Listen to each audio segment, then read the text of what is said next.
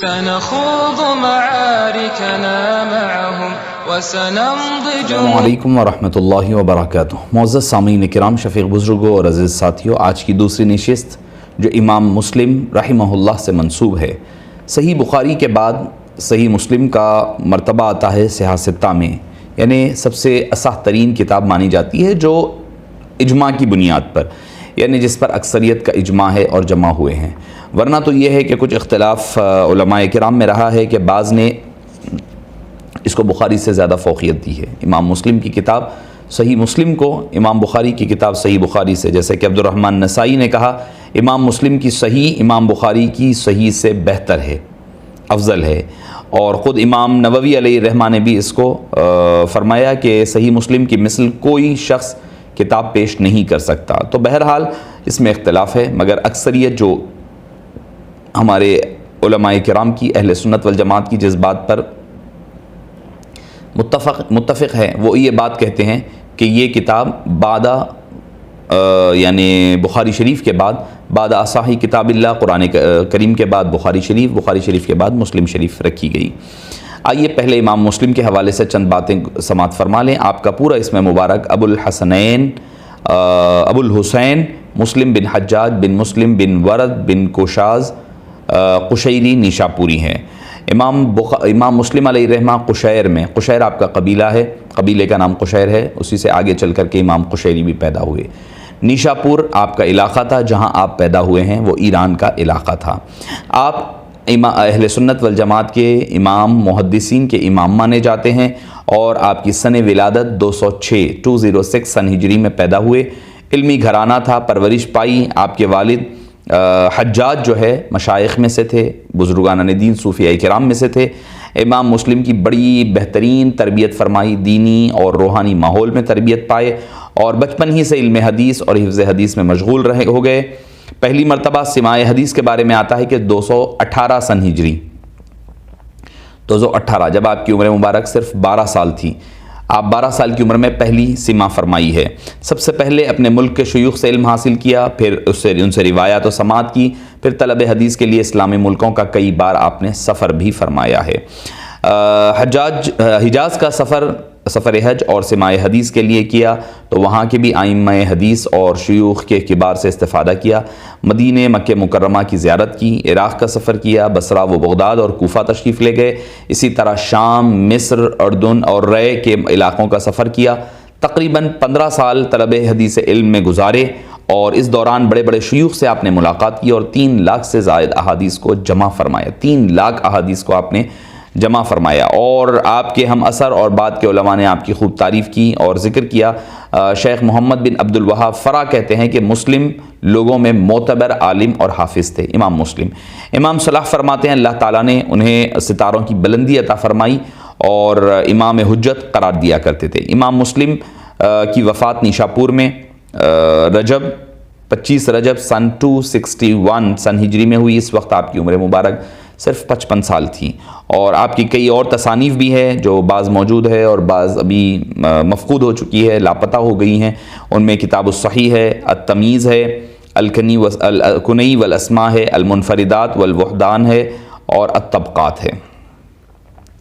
معزز سامعین کرام، امام مسلم کا جیسا کہ میں نے آپ کو تفصیلات ذکر کی ہے کہ آپ نے مسند احادیث کو جمع کرنے کے لیے عرب کے مختلف علاقوں کا سفر فرمایا، اور 3 لاکھ احادیث میں سے آپ نے اپنی کتاب میں جمع فرمایا۔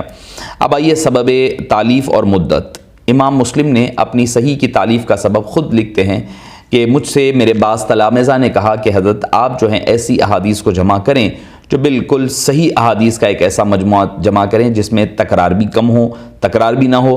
چنانچہ ان کی درخواست پر میں نے اپنی صحیح کی تالیف کی۔ امام مسلم نے 3 لاکھ احادیث میں سے اپنی جامع کا صحیح انتخاب فرمایا، اور جن مشائخ کی احادیث کو انہوں نے اپنی صحیح میں روایت کیا ان سب سے انہوں نے بالمشافہ مل کر کے اور براہ راست سماع کر کے اس کو جمع کیا۔ اور اس تصنیف نے انہوں نے صرف اپنی ذاتی تحقیق کو نہیں رکھا امام مسلم نے، بلکہ اس دور کے جو محدثین تھے ان کے نزدیک جو کرائٹیریا تھا صحیح حدیث پاک کا، اس کرائٹیریا کو فالو کرتے ہوئے آپ نے اس میں جمع فرمایا ہے۔ اور اس کے علاوہ حافظ اثر ابو زرعہ کی خدمت میں پیش کیا، جو انہوں نے اس زمانے میں علل و حدیث جرح و تعدیل کے فن کے امام مانے جاتے تھے، اور جس روایت کے بارے میں انہوں نے علت کی نشاندہی کی، امام مسلم نے اپنی کتاب سے اس کو نکال دیا۔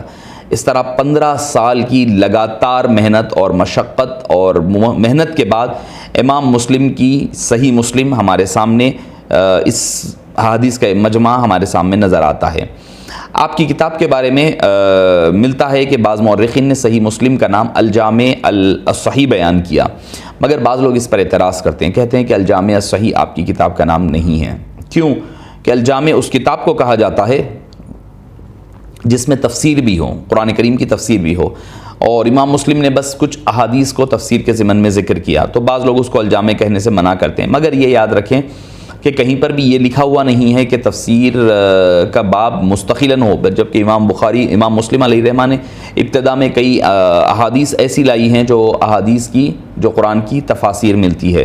تو معزز سامعین کرام، صحیح مسلم میں تفسیر اس قدر کم لانے کا سبب یہ ہے کہ تفسیر سے متعلق اکثر روایت امام مسلم نے شروع میں لا دی، تو اسی لیے تکرار نہ ہونے پائے، اسی لیے آپ نے اس کو پھر سے علیحدہ باب نہیں باندھا۔ آپ کا اسلوب کیا ہے؟ آپ نے اپنی صحیح کی تالیف کرنے، اس کو بنانے میں، لکھنے میں اور ترتیب دینے میں انتہائی احتیاط اور کامل تقوی اور ورع کی بنیاد پر لکھا۔ امام ابن شہاب ظہری، امام مالک، امام بخاری حدثنا او اخبرنا کے درمیان فرق نہیں کرتے تھے، یعنی حدثنا ہم نے بیان کیا، اخبرنا ہم نے ذکر کیا، خبر دی۔ امام جریح اور اوزامی، امام شافعی، امام احمد بن حنبل، یحییٰ بن یحییٰ، عبداللہ بن مبارک، دیگر تمام محدثین حدثنا اور اخبرنا میں فرق کرتے تھے۔ حدثنا کے استعمال اس وقت کرتے جب استاد حدیث کی قرات کرے، استاد جب حدیث کی قرات کرے تو حدثنا کہتے، اور شاگرد سن رہے ہوں اور اخبرنا کا استعمال، اور شاگرد سننے تو حدثنا، اور اخبرنا اس وقت کہتے ہیں جب شاگرد پڑھے اور استاد سن رہا ہو، چونکہ محدثین اخبرنا اور حدثنا میں ایک کا استعمال دوسرے کی جگہ جائز نہیں سمجھتے۔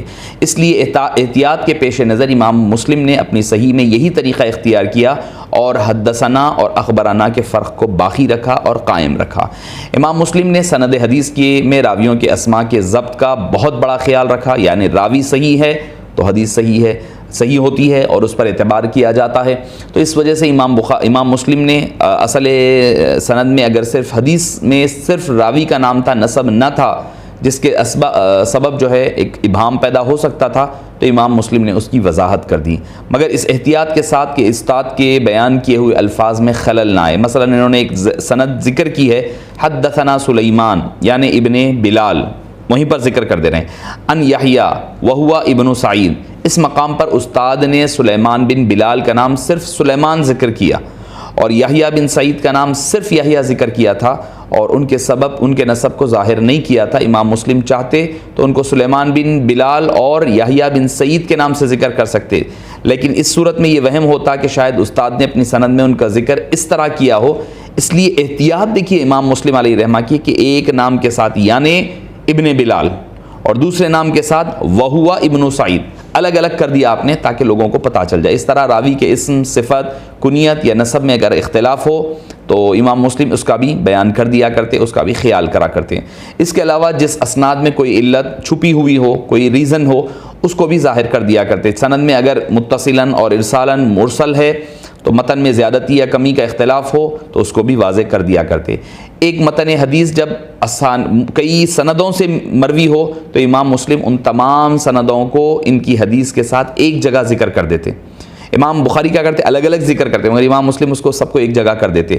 وہ نہ ان احادیث کو متعدد ابواب میں ذکر کرتے، متفرق کرتے، نہ ایک حدیث کی مختلف ابواب میں تختی کرتے، حدیث کو اس کے اصل الفاظ کے ساتھ وارد کرتے، نہ کہ روایات بالمعنی کے ذریعے سے۔ تو اس سے ہوتا یہ کہ ایک جگہ اختصار کے ساتھ کئی احادیث کی سندیں ایک جگہ جمع ہو جاتی۔ آثار صحابہ، اقوال تابعین کے ساتھ ساتھ احادیث کو ملایا نہیں کرتے، حدیث الگ ذکر ہوتی، آثار صحابہ اور اقوال صحابہ کا علیحدہ ذکر کیا کرتے تھے۔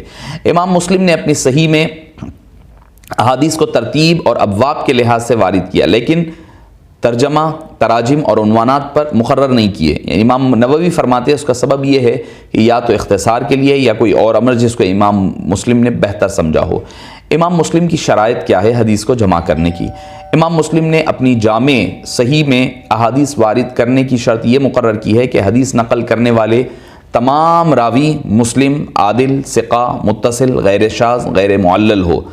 اور ثقہ کا معیار امام مسلم کے نزدیک یہ ہے کہ وہ راوی طبقہ اولا اور طبقہ ثانیہ سے ہوں، یعنی کامل الضبط ہو اور اتقان ہو. یہ ساری چیزوں کو آپ نے نقل فرمایا ہے. تو معزز سامعین کرام، امام مسلم علیہ رحمہ کی کتاب صحیح مسلم اپنے انفرادیات کی وجہ سے اور اچھا اس کا آغاز ہوتا ہے مقدمے سے. امام مسلم اس کو مقدمے سے آغاز کرتے ہیں. کتاب الایمان، کتاب الطہارہ، کتاب الحیض، کتاب الصلاۃ، چلے جائیں آپ، پوری 54 احادیث ہیں، آپ 54 چیپٹرز ہیں اس حدیث پاک میں، جس میں کہ امام مسلم نے 7563 احادیث کو نقل فرمایا ہے. 7563 احادیث کو آپ نے اس میں نقل فرمایا. اور اس میں سے مقررات اگر ہم نکالیں تو بالاجماع، یعنی جس پر ساروں کا اجماع ہے، وہ کم و بیش 4000 احادیث طیبہ ہمیں مل جاتی ہیں.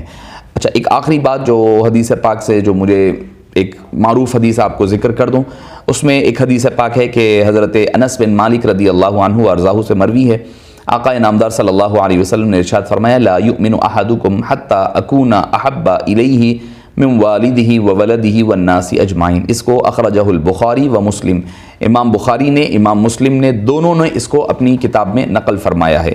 حدیث پاک یہ ہے کہ جو شخص کوئی آدمی اس وقت تک مومن نہ ہوگا جب تک کہ وہ اپنے ماں باپ، اولاد، مال اور تمام لوگوں سے زیادہ میں اس کے نزدیک محبوب ترین نہ ہو جاؤں.